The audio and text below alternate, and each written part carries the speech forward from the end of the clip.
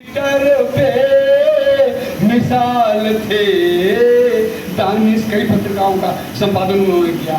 Editor पे मिसाल थे दानिश, बीच में एक सेतु का काम करने वाले वो थे।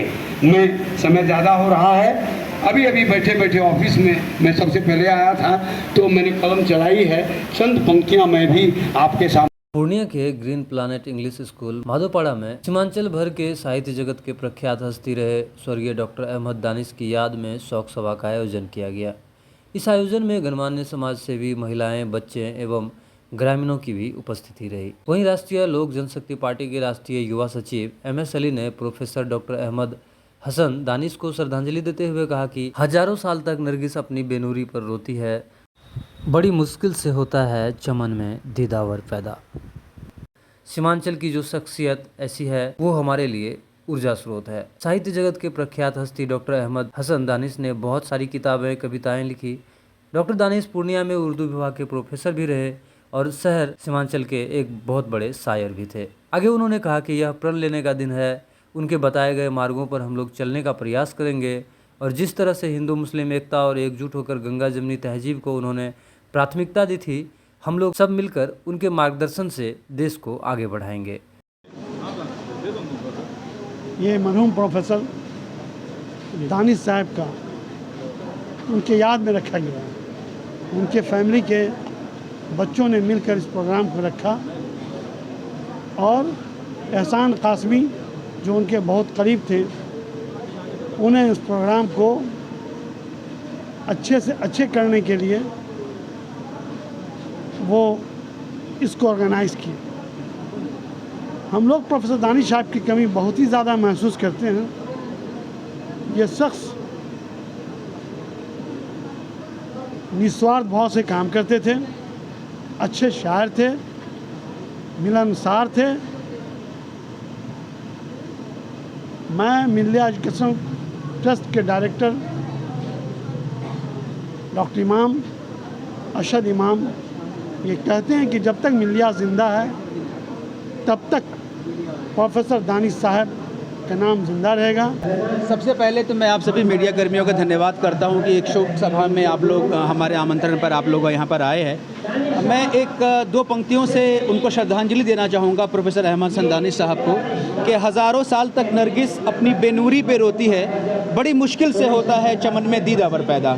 तो सीमांचल की ये शख्सियत ऐसी है जो हमारे लिए एक धन है, एक ऊर्जा है, एक ऊर्जा स्रोत है। तो आप लोग यहाँ पर आए, देखिए उन्होंने बहुत सारी किताबें लिखी हैं, बहुत सारी कविताएं लिखी हैं और जैसा कि उनके सुपुत्र डॉक्टर शहजाद दानिश साहब ने बताया आप लोगों को कि वो पूर्णिया कॉलेज के उर्दू विभाग के HOD रहे हैं, BN मंडल यूनिवर्सिटी मधेपुरा में उर्दू डिपार्टमेंट के HOD रहे हैं और शहर और सीमांचल के बहुत बड़े एक शायर और लेखक के रूप में गुजरे हैं। आप सब लोग यहाँ पर इकट्ठा हुए हैं, शहर की जानी मानी हस्तियाँ यहाँ पर आई हैं। तो हम एक प्रण लेने का दिन है कि उनके बताए हुए मार्ग पर हम लोग चलने का प्रयास करेंगे और जिस तरह से हिंदू मुस्लिम एकता और एकजुट होकर के गंगा जमुनी तहजीब का उन्होंने प्राथमिकता दी थी, हम लोग सब मिल करके इस देश को आगे बढ़ाएंगे उनके नाम पे, उनके मार्गदर्शन से। धन्यवाद। MS अली, राष्ट्रीय युवा सचिव, राष्ट्रीय लोक जनशक्ति पार्टी। लोग यहाँ पर बुद्धिजीवी पहुँचे हैं श्रद्धांजलि देने के लिए, कितना खास दिन है आज? ये बहुत ही ख़ास दिन है। जो आपने कहा कि बुद्धिजीवी लोग पहुँचे हुए हैं, तो जाहिर सी बात है कोई बुद्धिजीवी को ही श्रद्धांजलि देने के लिए पहुँचे हैं। प्रोफेसर अहमद हसन दानिश साहब जो 10 जुलाई को जिनका देहांत हुआ है, जिनकी मौत हुई है, उन्हीं के लिए ये ताज़ियती नशिस्त की गई है, कॉन्डोलेंस मीटिंग है, शोक सभा है। इसमें शहर के तमाम जो इंटेलेक्चुअल लोग हों, चाहे वो उर्दू से रिलेटेड हों, चाहे वो हिंदी से रिलेटेड हों या चाहे वो इंग्लिश से रिलेटेड हों, लिटरेचर हो या ये तो अदबी बातें हो गई, लिटरेचर से जुड़े हुए लोग तो हैं ही। इसके अलावा प्रोफेसर अहमद हसन दानिश पूर्णिया के एक माने जाने शख्सियत थे जिनका गंगा जमुनी तहजीब पे बहुत बड़ा काम रहा है।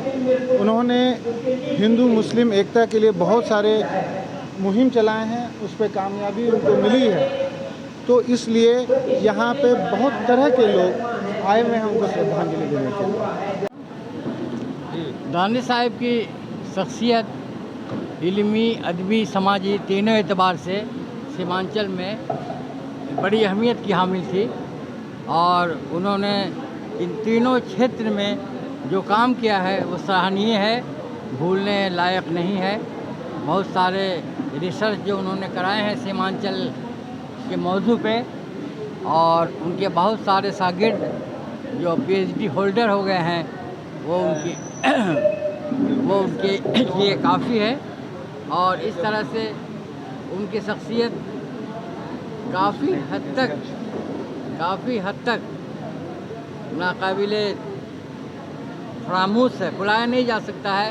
और जब तक ये सीमांचल में उर्दू अदब, हिंदी अदब की बात होगी, मैथिली की बात होगी तो अहमद हसन दानिश याद आते रहेंगे, लोग उनको याद करते रहेंगे, उनके कारनामे को, उनके जो तख्लीक़ात हैं 15-16 किताबों के वो मुसन्निफ़ हैं और इस तरह से एक बड़ा नाम, एक बड़ा काम के साथ वो दुनिया से विदा हुए और हम लोग उनके लिए प्रार्थना करते हैं, दुआ करते हैं कि अल्लाह उनको अच्छा बड़ा मकाम अता करे। प्रोफेसर अहमद हसन दानिश हिंदी, उर्दू, मैथिली, अंग्रेजी और बांग्ला के एक साथ बड़े मर्मज्ञ विद्वान थे।